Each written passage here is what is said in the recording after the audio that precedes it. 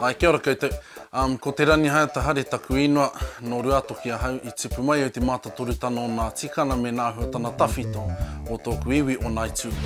He waimaria nōku I o ti ahau taku tohu paitahi ako Bachelor of Education I te whare wānanga o Awanuiarani.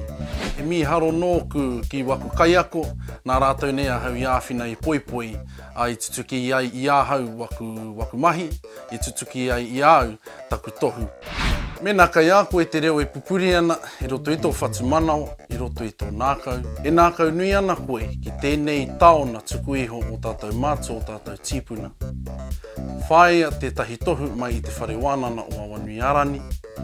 E tāia ai tō whakapōtaitia, e tāia ai tō uru atu I roto I ngā mahi o te mātaurana, I te whānai I au mōhiotana, I aua mātaurana ki a tātou tamariki, ki a tātou mokopuna, o rātou rā I runei tēnei ao.